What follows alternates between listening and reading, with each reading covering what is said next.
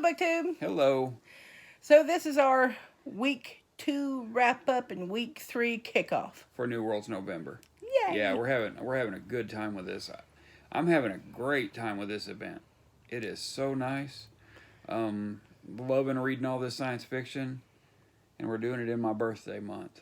So, I've had entirely too much fun this week. Yeah, Becky's had a huge reading week. I had a good reading week myself. It was all short stories, but I read about 10 or so of them, something like that. I really enjoyed it.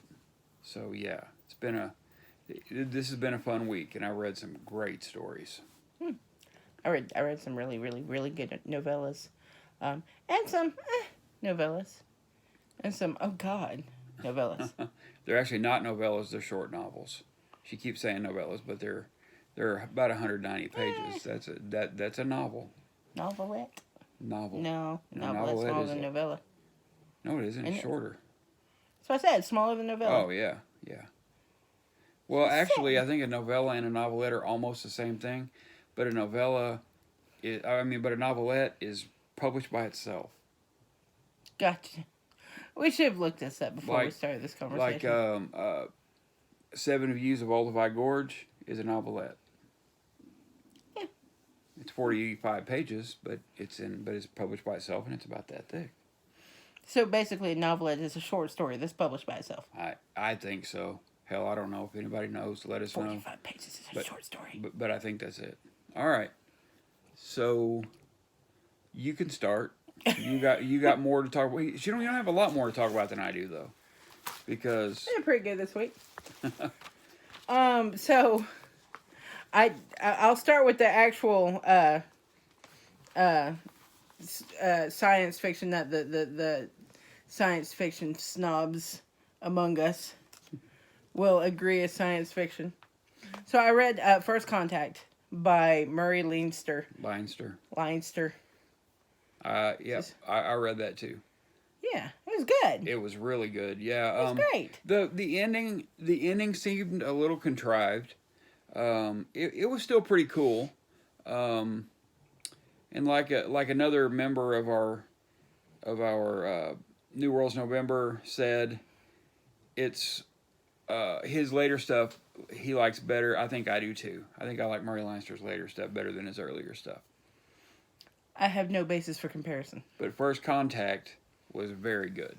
It was that the ending just it seemed gimmicky. I liked the ending. But it wasn't. It just wasn't great. But it's probably more important than good. I enjoyed it. Yeah, it was good. What do you want to do? You want to go next, or you want me to? No, keep. You go with the next one because I read the next one too. Oh, so the next one is called "Whatever Happened to Ethel Pinchworthy" by our very own Gareth Howells. Yeah.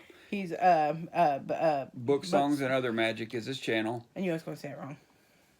Yeah, but Becky can never remember the name of his channel. There's too many words. But man, what a story! Oh, it was fantastic. It was hilarious. Really good. Yeah, he has.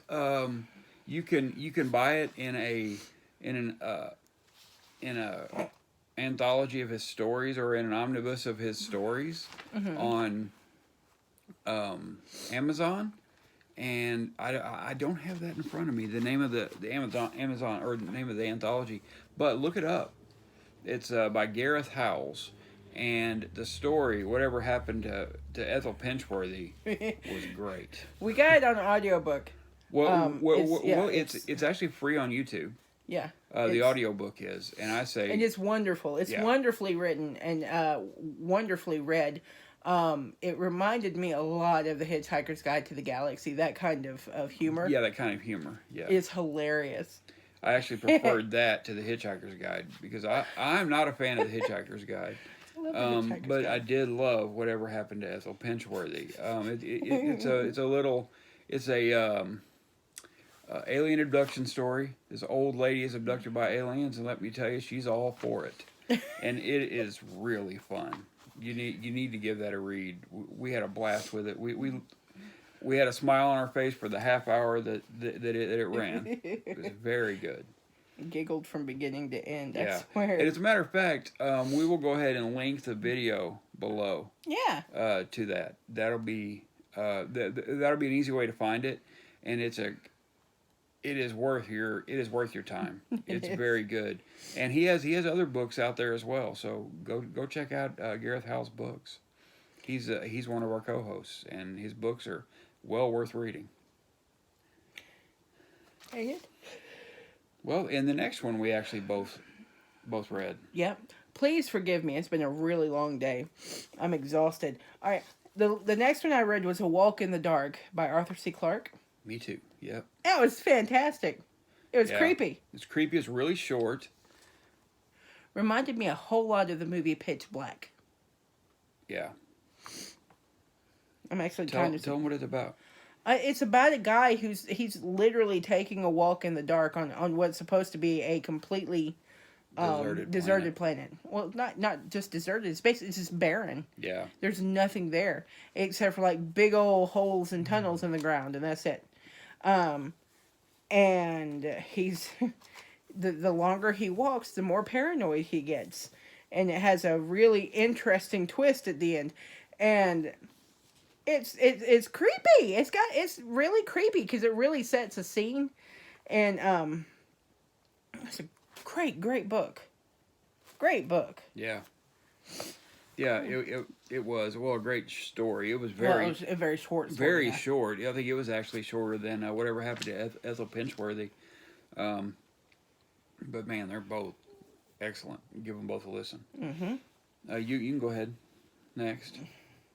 And because I don't, does that really say Nailing the Alien? Yes, it's called Nailing the Alien. It's because they're construction workers.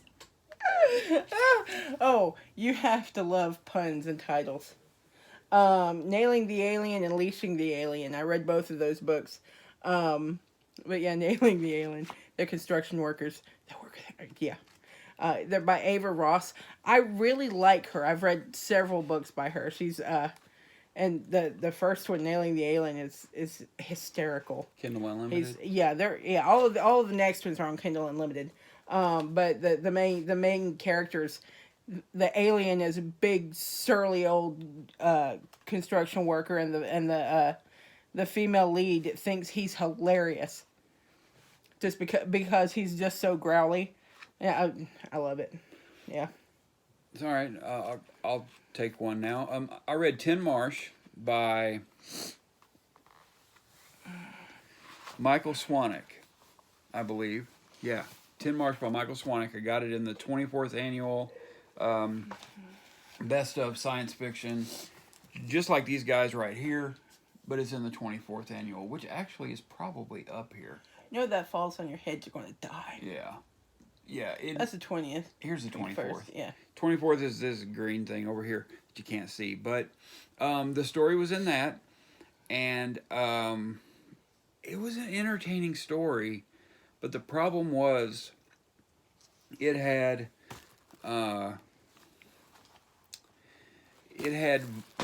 domestic violence subtext that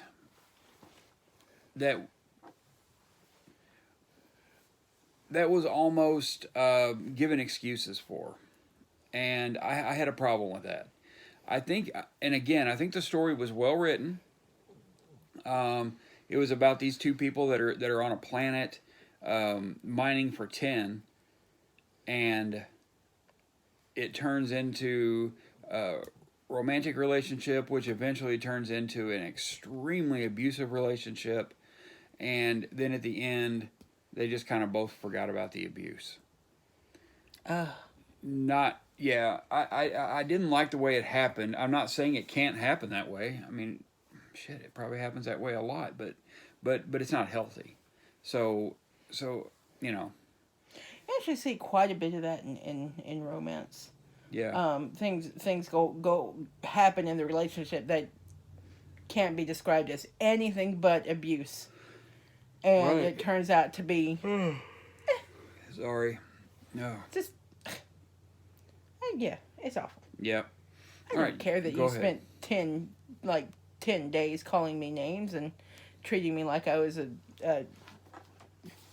issue breathing, but yeah. Yeah, we need to get going a little faster. Okay, It's so gonna my take next forever. was the next two I read were Matched to Zyko and Matched to Wrath.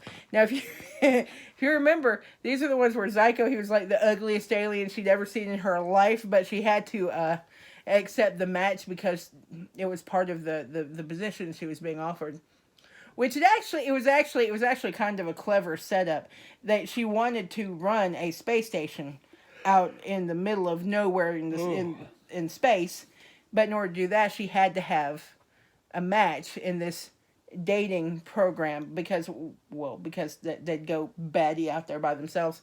Yeah. But it was good. It was good. It was funny, but it was uber enemies to lovers sort of thing that they were That enemies, Becky enemies, hates. enemies, lovers. Yeah, no lead up. Yeah, and it suffered hugely from being entirely too short. Way too short. And the next one, Match to Wrath, it was just kind of a mess, but still kind of fun. They weren't a waste of time. I don't think they were still fun, but yeah, they were. Okay. They had a lot more potential than they lived up to. Sorry, I keep yawning. We are both just really tired today. My next two, I'll talk about my next two. Uncommon Sense by Hal Clement. I'm still reading. I'm almost finished with it and loving it. Like, it's a guy that lands on an alien planet. Well, a guy that is on an alien planet actually gets kind of kicked off of a ship, and he's stuck there, and he is surrounded by local insects of all different kinds, and it's a cool story about it's about the insects and their and the way that they interact with people, the way they interact with each other, and him observing it. And it's, to me, from what I've read from Hal Clement so far, it's par for the course Hal Clement, and it's really cool. Man, it's all fun and games until the arachnids show up. Yeah. Well, the centipedes have already shown up. No. Nightfall by Isaac Asimov. I read the short story again. I read that years ago and was kind of lukewarm on it, and I'm still there. I'm still really lukewarm on the story because the psychology of the whole thing is ridiculous. It's just not going to happen this way. It's got some really, really stupid things in it. But it's a cool story and a very cool concept. Okay.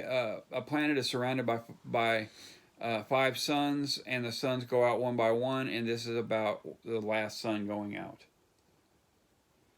And but see, that's dense. What we know now. Goodness. It wouldn't happen that way, but it's an okay story. It is definitely recommended because it's so important.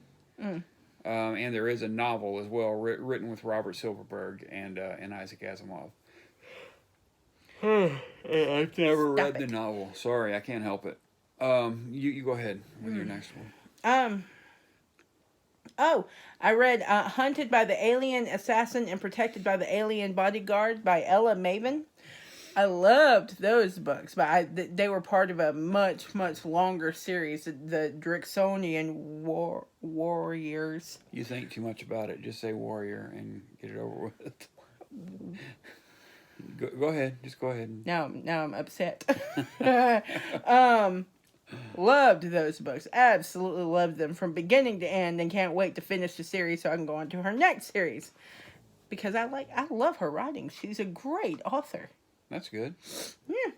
One of these days you need to do a video about your favorite alien romance authors. Yeah, I should. Because, I think it'd be fun. Yeah, and I think a lot of people would like that video. People would find us due to you talking about alien romances. So that'd be cool. I'll do it. The next one I read was Proof by Hal Clement. Great. I mean, excellent story. Is that the one about the mathematician and his daughter? No. Oh, There's one called proof that was about that. This is one about aliens who live on a planet, or who live in the sun.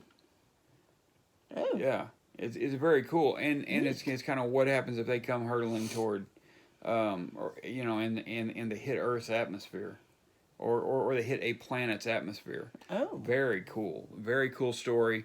Now, how Clement, you have to be up for a lot of his stuff. The one I'm reading right now, Uncommon Sense, you don't have to be up for quite as much of that.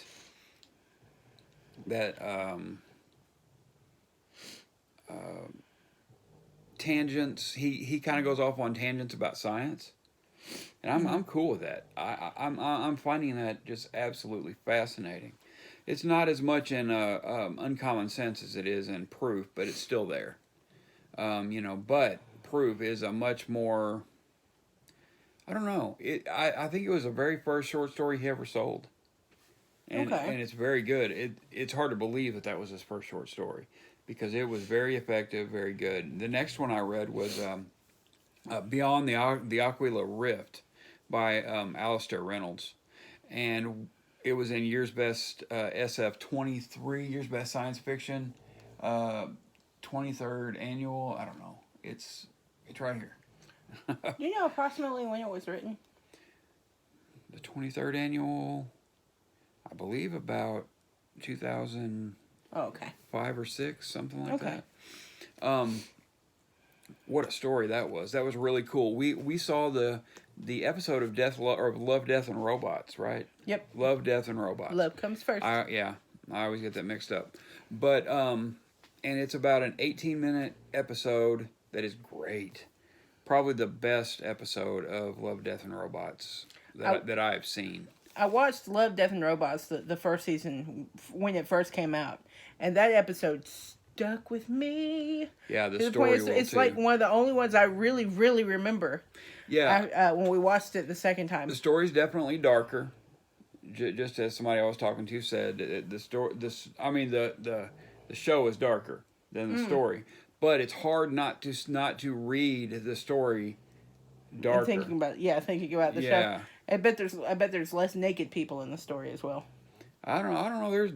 There's a they don't talk about them being naked much, but yeah, there's naked people in just about every episode. Every episode has a naked person. There's boobs everywhere. Not everyone, but it's like 90%. Boobs, butts, and wieners everywhere. A lot of those, yeah. All right, your turn. Next book I read was called Breck by Alana Khan, and it just complete fluff. That's all there is to it. It was about a woman who was wanting to bring her Halloween traditions to the alien planet that she was living on, and she had to get the help of all the aliens to help her build this haunted house, and they have no idea what's going on and what's wrong with her. And she finds her, like most alien novels, she finds her fated mate, and the problem is he turns into a monster at midnight, and she's already insulted what he looks like when he showed her a picture, so he's afraid to let her see. It's really funny, but it's fluff. There was not a whole lot of depth to it, but it was fun. It was Halloween. I'm here for it. Yep. Go. How many more do you have? 3. Go ahead. They're all by the same author. There is Heart of a Minotaur, Heart of a Kraken, and Heart of a Naga, and the monsters that are listed there, they're all aliens. They're called that in the books because that's the only thing that humans can approximate them with. They're all 3 books are by Kara Wilde. She's the same, or maybe Kara. She's the same woman who wrote the Orc novels that I love so very, very much and have gushed over on this channel many, many, many times. And they were great. Just great. I love them. They, what's funny about it is they're all about female protagonists helping these monsters escape from the U.S. government. And as them getting away is about halfway through the story, and the rest of the story is about the females acclimating to their new environment because they're all on new planets. They all follow a very close what's the word I'm looking for? Formula, but they're all very different. It's lots of fun. They're very good. I enjoy them a lot. Okay, my turn. All right, my next stories are by, let's see, Murray Leinster. And I really, really like Murray Leinster. I read Pipeline to Pluto, I read Exploration Team, and I read First Contact by Murray Leinster. Had a great time with all three of those. I can't decide if my least favorite of them was, it was probably Pipeline to Pluto. I think I like First Contact a little more. They were both a little bit dependent on a gimmick ending, which did work. It helped the story it helped them to be better stories. But actually, First Contact, I didn't like the gimmick ending as well as I did Pipeline to Pluto, but I liked the rest of the story better than Pipeline to Pluto. Pipeline to Pluto was helped by a really cool ending. First Contact was hindered a little bit by a gimmick ending that didn't quite work. So, I read that, but easily the best story that I read was Exploration Team. That was easily the best Murray Leinster story I read. It's about this man who lives on a planet on a planet other than Earth, of course, because this is Extra-Terrestrial week, and he has companions who are bears, and he has a companion who's an eagle, I believe. And it's so cool. Just a really great adventure story that I highly recommend. And it's not a hard story to find. You can actually get, for a great price, you can get the Murray Leinster short story collection on Kindle. Okay. Let's see if I had another one I wanted to talk about. I think that's pretty well what I wanted to talk about. And I want to talk a little about How for the Holidays, which, see, I read 2 Hal Clement stories this week. I want to keep trying to read at least one a week until this is over. Okay. And then, and How for the Holidays is put on by Brandy at the Booklectic, and she's got a great channel. This is a great event because it is about an author who's almost forgotten. Hal Clement is nearly forgotten, and that's kind of sad. But it's her favorite author, and I totally understand. I think he's excellent. Everything I've read by him is excellent. So if you haven't read any Hal Clement, try him out. Or if you haven't read him in a long time, give him a shot. Read something else. He's definitely worth reading. More than worth reading. He could end up being one of my favorites before this is over. Okay. So, yeah. Nice. And now we're going to talk a little bit about week 3, which is Classic Week. Classic Week is anything before 1965. You can even go into 1965 a little bit. As long as it doesn't have that new wave science fiction feel. Okay. You want to start with what you're going to read first? We're going to go ahead and do our TBRs for week 3. So I have 2 books definitely on my list. I might add a third one. I've got Who Goes There by John W. Campbell, which the movie The Thing is based on this story. I read it for New World's November last year and just fell in love with it. I mean, that's a freaking great story. Yeah, so I'm going to go ahead and read that. I'm also going to read Way Station by Clifford D. Simak. Sorry. And Simic or Simak. I mean, he said Simic, everybody else says Simak. I'll go with Clifford D. Simak then. Okay. And if I have time, I'm going to try to throw an Exploration Team by Murray Leinster.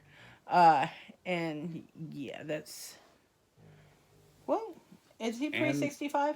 Yeah. Exploration Team? Yeah. Okay. And the Minority Report. Oh yeah, and Minority Report. We're going to do that one together. Yeah.